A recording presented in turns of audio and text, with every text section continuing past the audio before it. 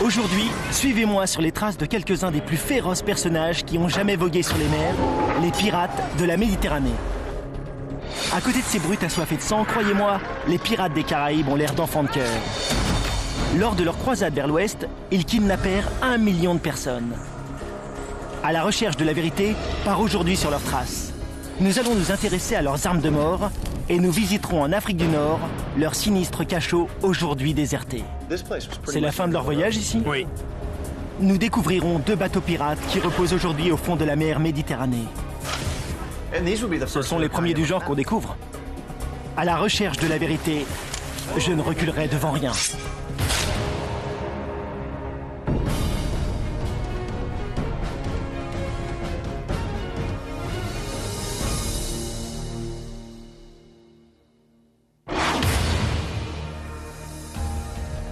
Si ces gentilles images correspondent à l'idée que vous vous faites des pirates, alors je pense que vous allez avoir un choc. Des pirates beaucoup plus vicieux, bien plus assoiffés de sang encore, ravagèrent un temps les côtes de la mer Méditerranée. Bienvenue au sommet du rocher de Gibraltar. Je suis Hunter Ellis. Il y a plusieurs centaines d'années, de féroces bandits des mers régnaient sur toute la région. Aujourd'hui encore, on en sait peu au sujet de ces hommes. Nous allons tenter de découvrir qui ils étaient et pourquoi ils firent régner la terreur sur les mers. J'espère vous apporter un nouvel éclairage sur les pirates de la mer Méditerranée. Gibraltar fut une cible privilégiée pour les attaques de pirates. Car en effet, le rocher ne se trouve qu'à 22 km de la côte de Barbarie, lieu d'attache de ces hommes.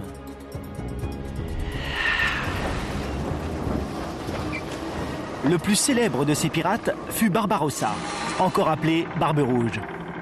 À la fin du XVIe siècle, accompagné de ses amis coupeurs de gorge, il se livra à un véritable massacre contre les vaisseaux européens qui avaient la mauvaise idée de croiser sa route. Le but de ces pirates était moins de couler les bateaux que de capturer les riches passagers qui se trouvaient à bord.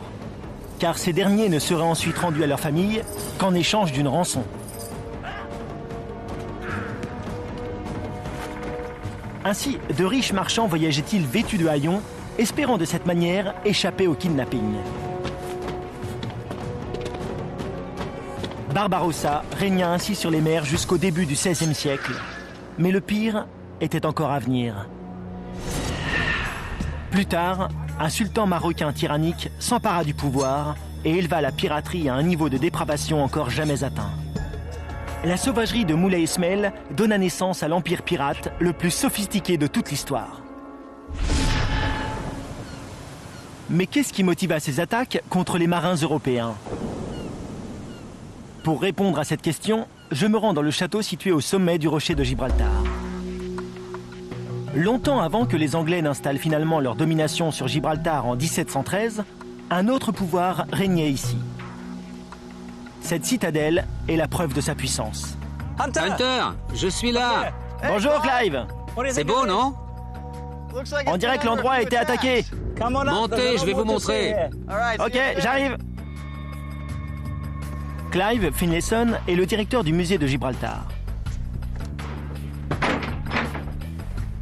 Selon lui, cet ancien château nous éclaire sur les motivations des pirates dans leur croisade contre l'Occident.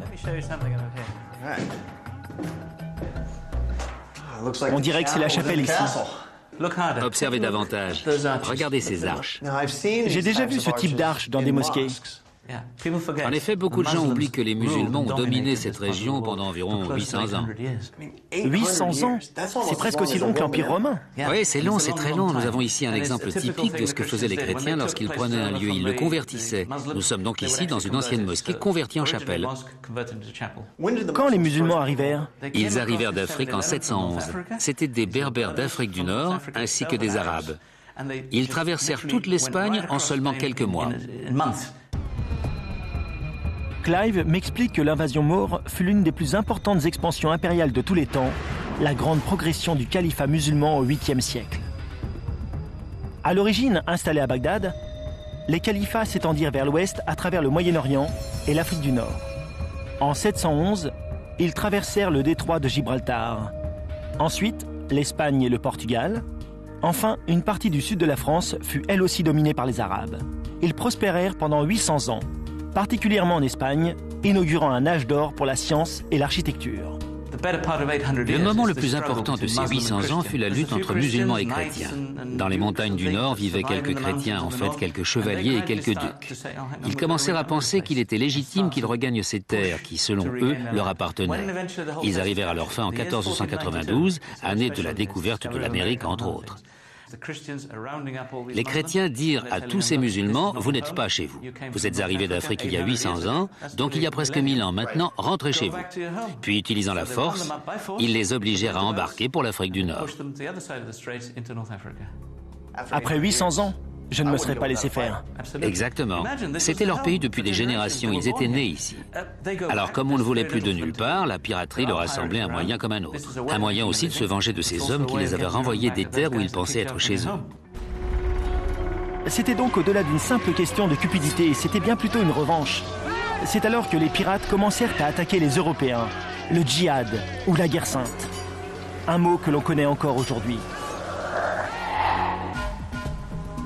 Donc, on sait désormais que des pirates avaient des motivations. Mais où trouver les preuves qu'ils étaient devenus ces bandits des mers sanguinaires? Le découvrir sera ma prochaine mission. Apparemment, ce ne sera pas simple. Bien qu'ils régnèrent sur les mers pendant près de 4 siècles, aucun de leurs vaisseaux n'a encore été découvert. Je me trouve sur le port de Gibraltar. Nous nous préparons pour une plongée à 30 mètres de profondeur au fond de la baie. Darren Fa est le directeur adjoint du musée de Gibraltar.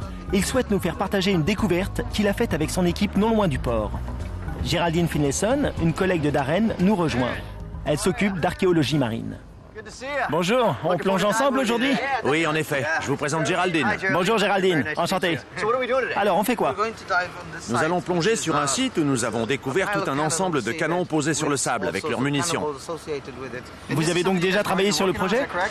Oui, nous y travaillons depuis quelque temps. C'est une découverte intéressante. Nous ne savons pas encore s'il s'agit des restes d'un naufrage. Alors il nous faut y retourner, prendre des mesures, tout répertorier. Si jamais il s'avère que c'était bien un naufrage, alors cela promet d'être passionnant. Je suis impatient. Je comprends. Bon, il nous reste pas mal de travail. On y va. Ok.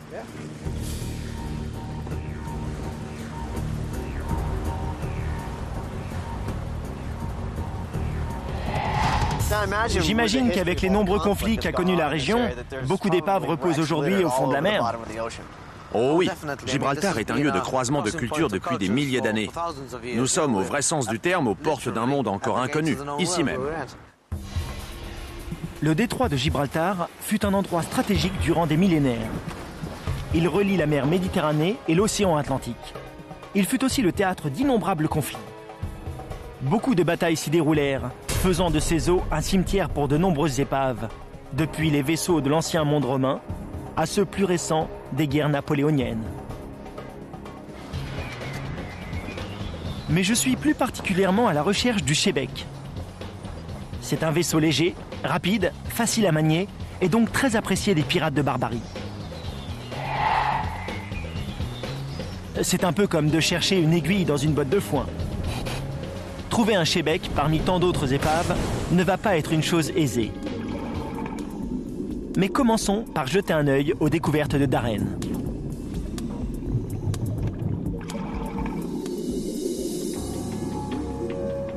Nous voici près d'un navire. On peut voir qu'il est récent puisque la coque est encore entière. Mais l'objet de notre plongée est plus difficile à appréhender. Il est recouvert par des centaines d'années de vie marine. Cependant, il nous est toujours possible de distinguer les douzaines de canons posés sur le sable. Je ne vois aucune trace de bois. Si c'est bien un naufrage, alors la coque n'est plus là.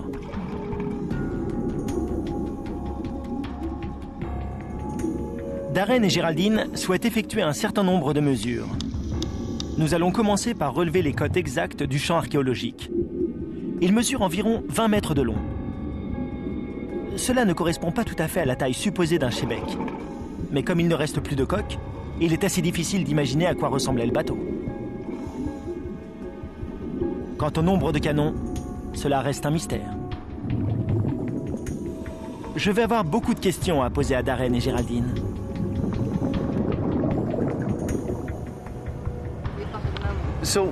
Alors, d'après vous, d'où proviennent tous ces canons? Nous l'ignorons encore. Nous n'avons pas assez de preuves. Il nous manque un grand nombre d'éléments. Il se peut que ce soit un naufrage, mais il se peut aussi qu'on se soit simplement débarrassé de vieux canons obsolètes. Maintenant que vous cartographiez la couche supérieure, vous allez pouvoir déplacer certains objets. Qu'espérez-vous trouver? Si nous soulevons la couche supérieure, alors nous pourrions bien découvrir du bois en dessous, à l'abri de l'oxygène. À ce moment-là, nous pourrons peut-être déterminer s'il s'agit d'un naufrage ou d'autre chose. Nous pourrons découvrir s'il s'agissait d'un vaisseau anglais, par exemple. Grâce à la dendrochronologie, nous pourrons connaître l'âge exact du bois. Si effectivement nous en trouvons, alors oui, nous pourrons en tirer des informations précieuses. Une vraie découverte alors? Absolument.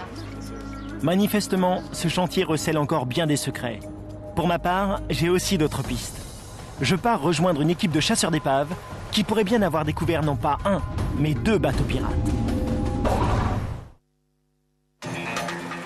Me voici à Gibraltar, sur les traces des plus horribles personnages qui ont jamais sillonné la mer Méditerranée, les pirates de Barbarie. Bien sûr, ils n'ont laissé que peu d'indices sur la terre ferme, donc je me rends en mer pour tenter de retrouver leurs navires qui dorment au fond de l'eau. Je crois que je suis sur un gros coup. On m'a invité à monter sur l'Odyssey Explorer. Les hommes sur ce bateau sont des chasseurs d'épaves professionnels. Ils ont à leur disposition les meilleures technologies sous-marines possibles. D'après eux, la découverte qu'ils viennent de faire pourrait concerner 2 bateaux des pirates de Barbarie.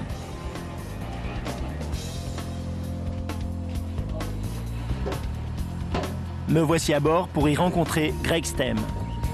Bonjour Greg. Bonjour. Il est le cofondateur de Odyssey Marine Exploration. Dites-moi, votre équipe est tombée sur une mine. Est-ce que vous pouvez m'en dire un peu plus? Est-ce en rapport direct avec les pirates de Barbarie? Eh bien, nous avons trouvé 2 épaves dans cette zone. Nous sommes situés à l'est de l'Espagne, juste au nord du Maroc, précisément la région où les pirates ont sévi. Le genre d'endroit idéal pour s'emparer d'un vaisseau marchand. Est-ce que les objets trouvés sur place sont en lien avec la piraterie? Ces embarcations ressemblent à ce qu'on appelle des shebeks, des bateaux de pirates. La toute première découverte du genre? À ma connaissance, personne n'en a encore jamais trouvé de semblable. Le problème majeur dans leur identification, c'est qu'on ne dispose d'aucun document qui décrive de manière précise un shebek. La position des canons, par exemple. Greg m'explique que ces 2 bateaux ont sombré dans les flots il y a 300 ans. Depuis lors, ils reposent à 800 mètres de fond. Puis, ils sombrèrent dans l'oubli jusqu'à ce qu'en 2005, l'Odyssey Explorer navigue juste au-dessus d'eux. Son sonar a repéré les épaves. Et c'est alors que Zeus est entré en action. Cet engin a ouvert de toutes nouvelles perspectives dans le domaine des recherches sous-marines. Zeus a commencé par explorer le fond de la mer, pour ensuite transmettre à la surface de fabuleuses images en haute définition.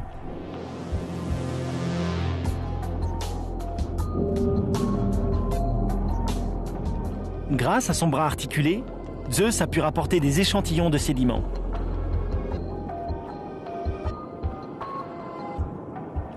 Il a aussi effectué des mesures et il a remonté un grand nombre d'objets. Il a entre autres rapporté aux archéologues des canons ainsi que des poteries parfaitement conservées que l'on a pu dater de la fin du XVIIe siècle, l'âge d'or de la piraterie. Mais un indice en particulier a amené Greg à la conclusion que ces bateaux, trouvés au fond de la mer, pourraient bien être de véritables shebeks. Nous étions à la recherche d'une chose bien précise, à savoir un bateau équipé de 2 paires de canons. Une à l'avant, une autre à l'arrière. Ces bateaux étaient conçus pour naviguer très vite, soit afin de pourchasser d'autres embarcations en leur tirant dessus, soit au contraire afin de fuir des assaillants. Cette configuration est assez remarquable sur un navire. Les hommes capturés, les esclaves, se trouvaient au centre du bateau. Le gros navire marchand restait à la merci du vent tandis que le shebek poursuivait sa route et le rattrapait sans mal. Il suffisait ensuite de monter à l'abordage, car le but n'était pas de couler le bateau, mais bien de l'arraisonner. Peu de canons étaient nécessaires. Il suffisait d'être bien équipé en épée et de monter à bord du navire. Les photos dont nous disposons maintenant sont assez claires. Au contraire des amoncellements de canons que j'avais pu voir lors de ma plongée à Gibraltar, ici, nous n'avons que 4 grands canons sur chacun des navires, 2 à l'avant et 2 à l'arrière. Une preuve que nous sommes bien là en présence de shebeks. Vérifions si l'Odyssey Explorer est bien le premier à avoir découvert un shebek. Pour cela, montrons ces objets à notre équipe qui confirmera éventuellement cette hypothèse. Kara Cooney est notre archéologue et Charles Ingram est un ancien de la marine américaine. Il va nous faire partager sa grande connaissance des armes, y compris de leur usage. Kara, quant à elle, va étudier les objets manufacturés trouvés au fond de la mer. Elle va tenter pour nous de reconstituer ce puzzle géant. C'est passionnant. Elles sont de style turc, de style ottoman. Il est probable qu'elles nous apporteront des éléments de réponse en faveur des pirates de Barbarie. Même si leur intérêt est indéniable, ces objets ne constituent pas une preuve suffisante que les bateaux appartenaient à des pirates. Par contre, ils ont certainement pu appartenir à des marchands arabes. Pendant que Kara et Charles poursuivent leur travail, je retourne à Gibraltar. Je dois y découvrir un autre vestige de l'époque des pirates. Direction le rocher pour retrouver Bob Davis. Pourquoi me faire venir ici? Je souhaitais vous montrer un lieu où l'influence qu'ont eu les pirates est bien visible. Mais nous ne sommes pas encore arrivés au sommet. Il reste un bon bout de chemin. J'en ai bien peur, oui. Faites attention aux singes. Ils sont partout. Oui. Belle vue, non? Époustouflante. Quand le mur fut-il construit? Eh bien, ce mur a été érigé en réponse à un événement particulier. Il faut savoir que la ville de Gibraltar fut pillée par des pirates le 8 septembre 1540. Une attaque très dévastatrice. Une partie de la population fut chassée et la ville complètement vidée. Il y a eu des viols et les églises furent détruites. Après cela, les habitants de la ville implorèrent le roi Charles V de faire quelque chose pour les protéger. C'est pourquoi il a fait bâtir ce mur. En 1540, les pirates de Barbarie dévastèrent ces côtes, mettant tout à sac, kidnappant des douzaines de personnes en échange de rançons et en tuant des centaines d'autres. Depuis lors, les habitants de Gibraltar vécurent dans une angoisse permanente. Car les pirates pouvaient débarquer n'importe quand. Ce mur, de 9 mètres de hauteur et de 400 mètres de longueur, fut une tentative désespérée pour stopper les raids. Les habitants de la ville vivaient avec l'angoisse constante de voir les pirates débarquer à nouveau. Ils souffraient de ce que certains appellent la peur de l'horizon. Alors, ce mur fut-il efficace? Eh bien, c'est un grand mur. Manifestement, il empêcha un certain nombre d'incursions ou d'attaques. La ville, mais la ville seulement, d'après ce que l'on sait, n'a plus subi les raids des pirates. Mais pour les habitants qui vivaient de la pêche ou bien de l'agriculture? La menace persistait, en effet. Ces gens, les pirates, débarquaient tous les ans. Chaque été, ils écumaient les côtes espagnoles, car elles restaient très tentantes pour eux. Et ils débarquaient par milliers, année après année, tous les étés, ils revenaient à la charge. Mais où vivaient-ils, ces pirates? Tout près d'ici, en réalité. Là-bas, vous voyez de l'autre côté, c'est l'Afrique. Là-bas? C'est l'Afrique.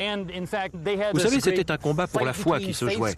D'un côté, les pirates étaient musulmans, de l'autre, les Espagnols étaient chrétiens. Une bataille permanente avait lieu pour le contrôle des esprits et des cœurs. Mais les victimes n'étaient pas seulement les villages côtiers. Aucun bateau européen n'était en sécurité sur la Méditerranée. Au total, durant les siècles qui suivirent, plusieurs milliers de navires furent les victimes de ces hommes sanguinaires. Mais aucun pirate ne fut plus puissant qu'un célèbre sultan qui en fit une entreprise lourde de plusieurs millions de dollars. L'équipe de À la recherche de la vérité parcourt les côtes de la mer Méditerranée afin de comprendre comment des pirates musulmans inaugurèrent une époque de terreur en Europe. J'ai décidé de suivre Bob Davis au Maroc pour visiter cette ville dont les pirates de Barbarie étaient originaires. Cette ville s'appelle Salé. Elle est située non loin de l'actuelle capitale, Rabat. Nous sommes à l'entrée du port de Salé? Oui, la capitale de ces fameux corsaires. À l'origine, la plupart de ceux qui s'installèrent ici avaient été chassés d'Espagne. Le Maroc s'avéra vite idéal, car son royaume n'existait pratiquement plus. Ils purent donc s'y installer sans craindre d'être dérangés par personne. Malgré leur toute nouvelle implantation, ils conservèrent cette même activité qu'ils avaient pratiquée jusqu'alors, la piraterie. Ils construisirent des bateaux, voyagèrent sur les mers et passèrent quelques centaines d'années à piller et à naviguer. Et ces fortifications, existaient-elles du temps des pirates? Ce sont eux qui les construisirent. C'est le siège de la République de Bourgreg, qui provient du nom de la rivière qui coule ici. Moi, quand je pense aux pirates, j'imagine des renégats qui opèrent uniquement pour le profit de port en port, et non pas une communauté vivant dans une ville fortifiée. C'est une idée répandue, en effet. Mais la collaboration a son utilité, et ces hommes l'avaient compris. Voilà pourquoi ils fondèrent une communauté. La ville s'étendait devant nous. Il y a cette forteresse qui garde le port, et on peut imaginer les canons pointés vers la mer. La tour que nous voyons ici porte encore le nom de tour des pirates. Les plus anciens d'entre eux s'y réunissaient en conseil, et ils prenaient leurs décisions.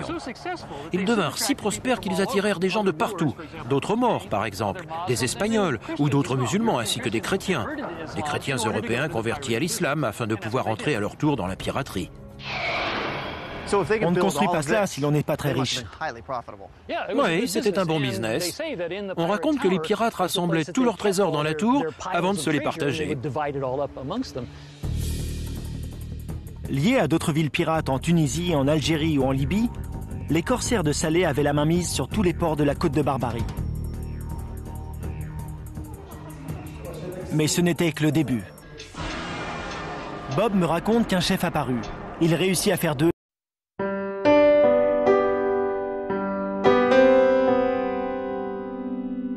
les plus riches criminels du monde.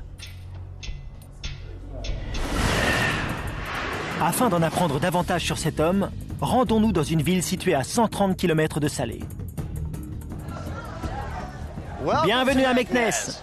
Durant l'âge d'or des pirates de Barbarie, c'était la plus grande ville du Maroc, et même de toute l'Afrique du Nord. Je suis ici car on m'a appris que cette ville était à l'origine de la fortune des pirates. Et c'est ici à Meknès que vivait leur célèbre bienfaiteur. Peu de pirates vivaient ici, mais d'après Bob, tous connaissaient très bien Meknès. Aujourd'hui, elle possède le même caractère que toutes les villes d'Afrique du Nord, avec sa médina, la place du marché, entourée de grands murs blancs. Tout comme il y a 3 siècles, les visiteurs pénétrant dans le palais impérial doivent d'abord franchir cette magnifique porte. Nous y voici. C'est la porte de la cité impériale de Meknès, construite par le sultan Moulay Ismail. On l'appelle Bab al-Mansour. Et qu'est-ce que ça veut dire? La porte de celui qui a vaincu. Très impressionnant. Oui, mais il semble que Moulay Ismail ne la trouvait pas si impressionnante. Moulay Ismail dirigea le Maroc pendant 55 ans, de 1672 à 1727. Raconter l'histoire de cette porte, c'est aussi un peu raconter son histoire à lui. Après qu'elle fut dévoilée sous les acclamations de la foule, le sultan se rendit chez son architecte. Là, il demanda à l'homme s'il aurait été capable de bâtir une porte encore plus belle. Ce dernier, sans nul doute sincère, lui répondit que oui. Alors, Moulay Ismail sortit son épée et trancha la tête de l'homme.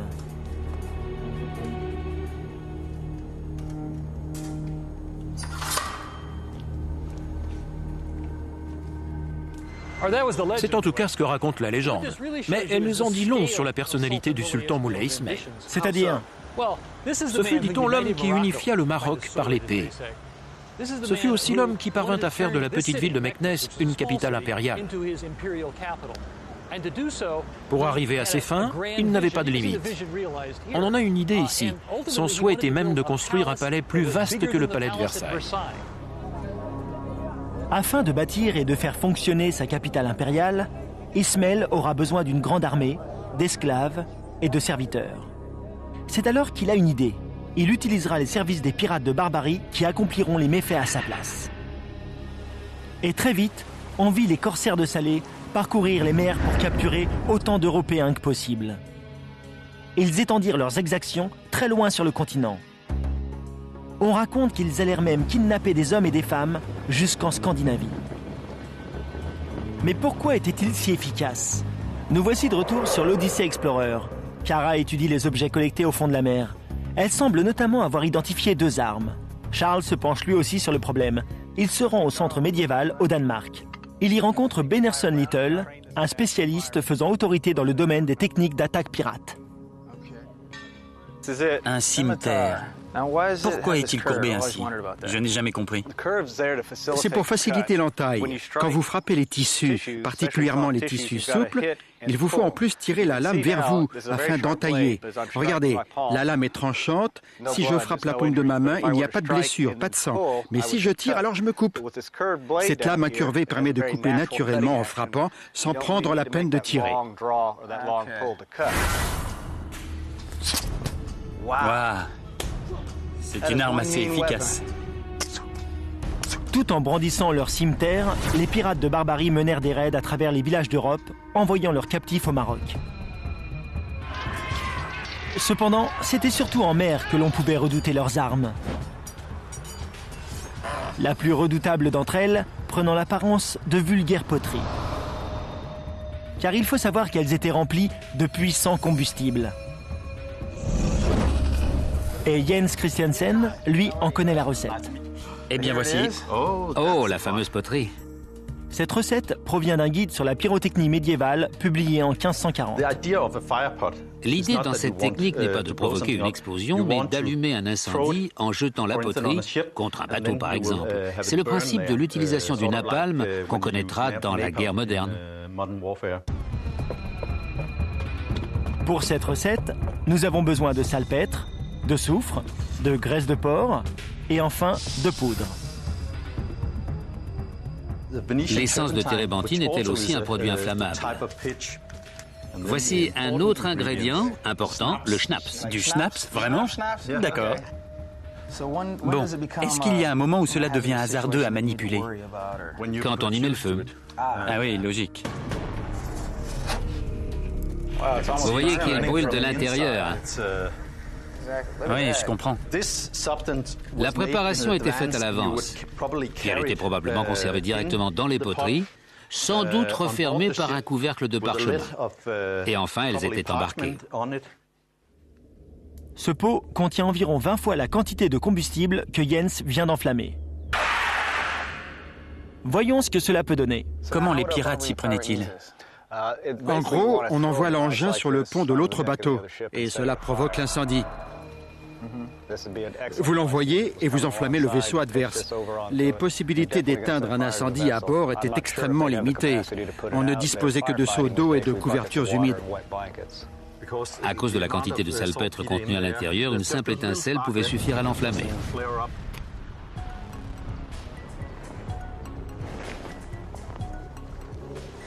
Pas d'explosion.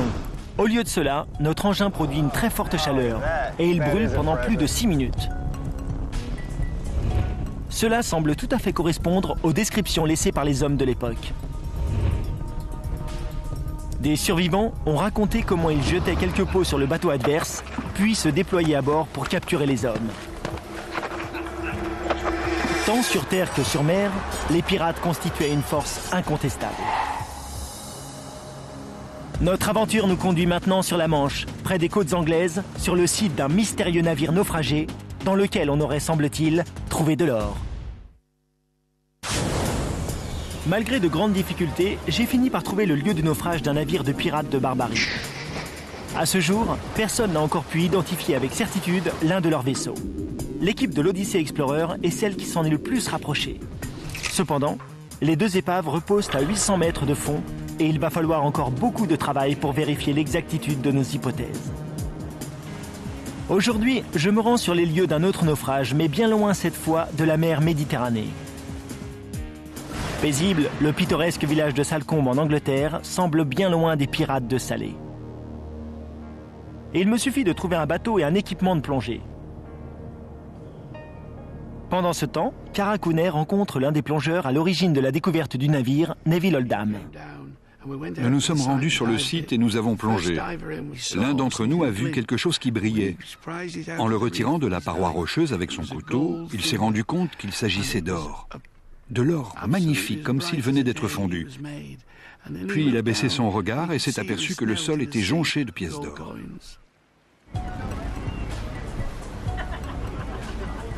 L'or est désormais au British Museum, mais Neville m'explique que les canons, eux, sont toujours au fond de la mer. Nous allons plonger.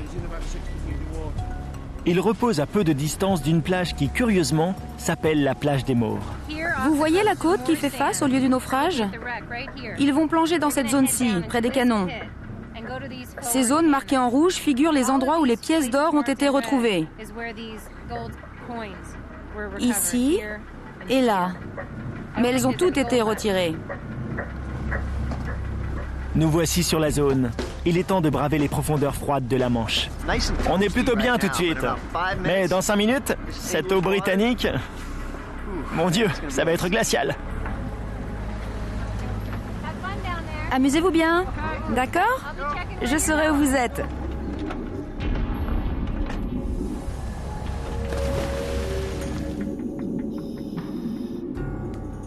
On fait un essai. 1, 2, 3, vous m'entendez? 5 sur 5. C'est ok, je vous reçois bien. On continue de descendre le long de la corde. Tout va bien.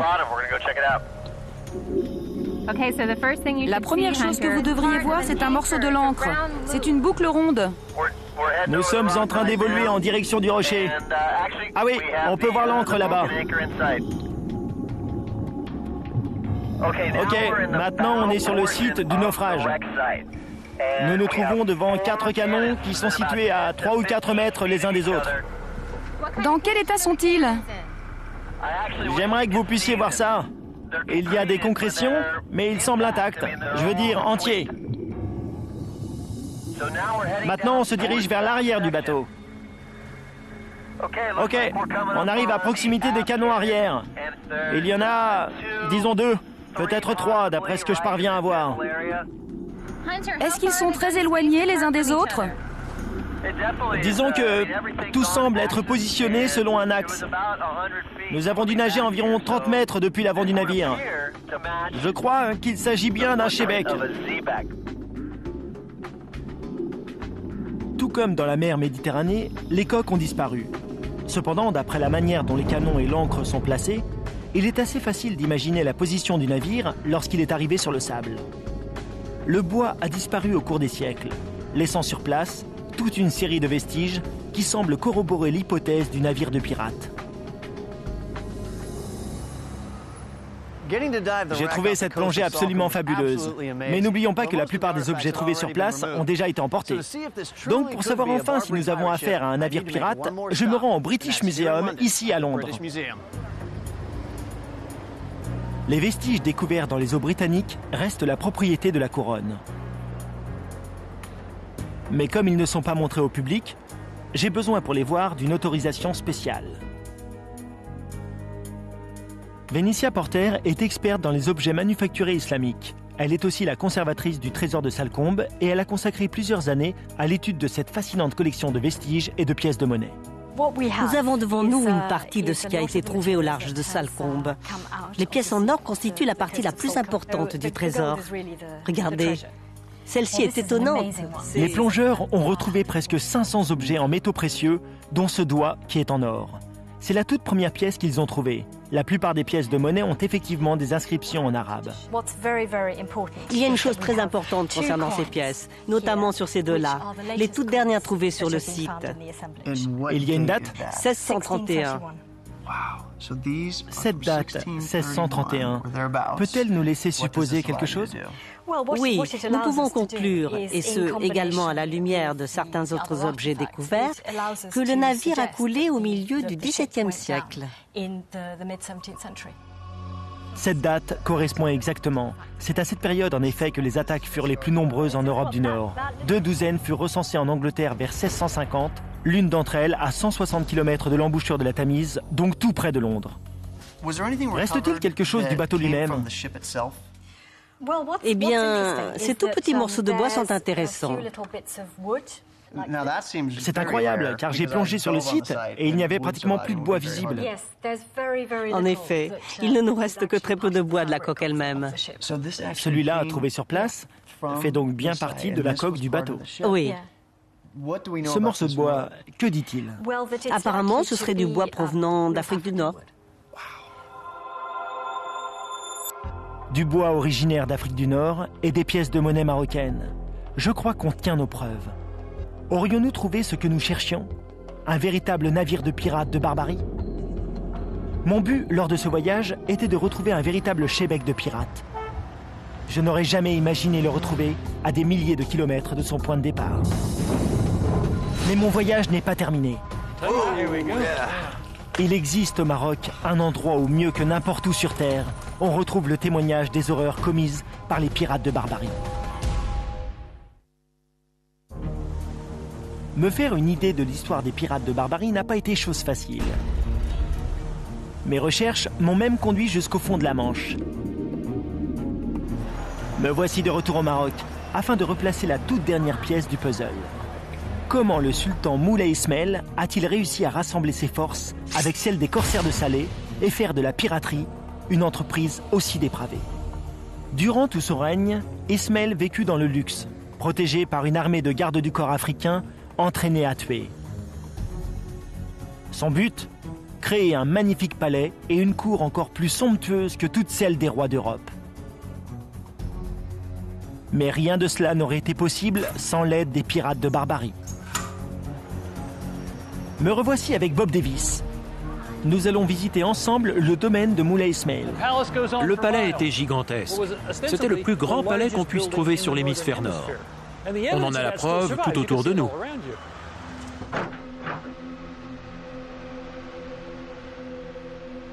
Bob commence par me faire visiter un vaste quartier du palais.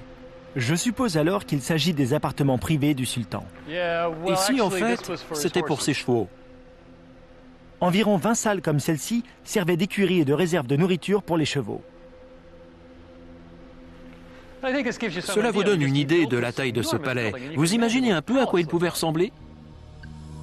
En fait, il n'est pas facile de se faire une idée précise car le palais a subi un tremblement de terre en 1755. Cependant, même dans son état actuel, on se rend compte qu'il était gigantesque. On ne connaît pas ses dimensions d'origine, car la ville moderne a été bâtie sur les ruines de l'ancien palais. Il y a, je crois, environ 250 mètres. Cependant, on est certain d'une chose, ce sont les esclaves qui ont bâti ce palais. L'esclavage n'était pas une pratique propre à Meknès. Cependant, aucun autre monarque que Moulay Ismail n'avait encore rassemblé autant d'esclaves pour son usage personnel. Bob me conduit à un endroit où l'on peut se faire une idée plus précise du nombre d'esclaves. Je pense que vous allez mieux comprendre maintenant. Faites attention aux marches. Dans les temps anciens, les esclaves descendaient ici par des échelles de cordes, qui étaient aussitôt retirées. C'est donc ici qu'Ismaël gardait sa force de travail, les hommes qui construisaient son palais. Des centaines, des milliers, à certains moments même des dizaines de milliers d'esclaves. Ici, il n'y a pas d'eau, à part celle qui vient des trous dans le plafond. Donc, si je comprends bien, la piraterie lui servait à se fournir en esclaves. Oui, le commerce entre les pirates de Salé et Moulay Ismail concernait principalement les esclaves, pour la force de travail qu'ils représentaient dans la construction du palais. Les pirates lui fournissaient ses travailleurs. Il avait besoin d'une énorme quantité d'ouvriers et elle lui était fournie dans un commerce bien rodé.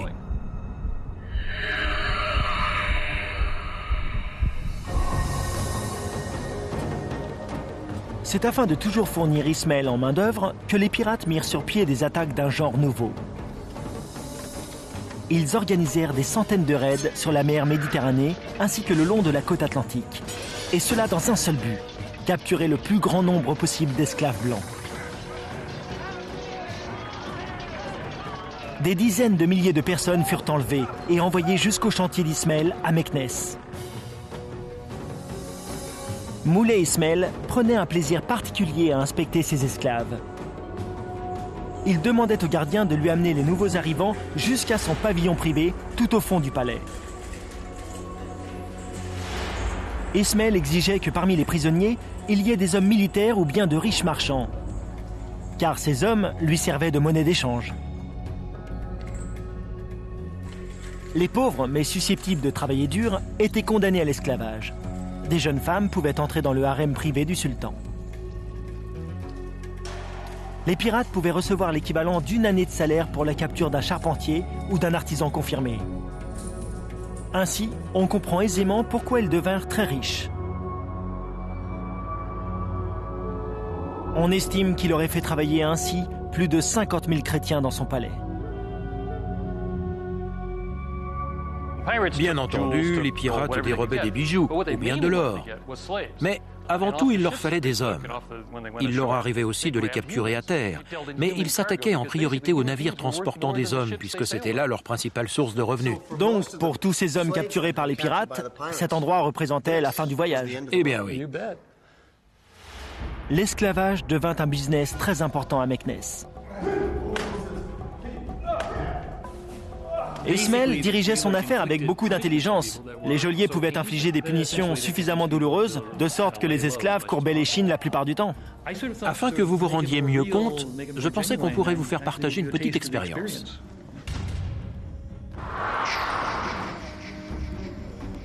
Alors que les dirigeants des pays européens fermaient les yeux, des dizaines de milliers d'hommes étaient réduits à l'état de marchandises pour finalement être vendus et torturés dans des geôles comme celle-ci.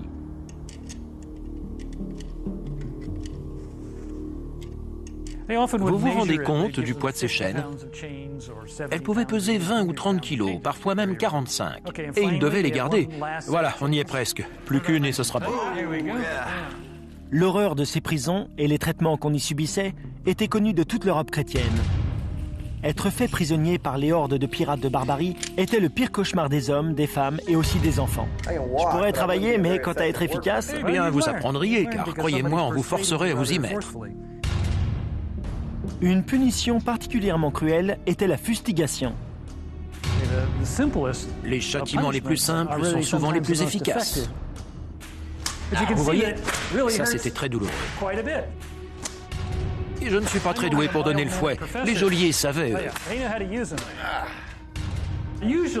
En général, on donnait de 300 à 400 coups aux hommes. Je dois saigner, non? Non, non, vous ne saignez pas encore. Et ce n'est rien par rapport à ce que subissaient les esclaves. Mais je commence à me faire une idée.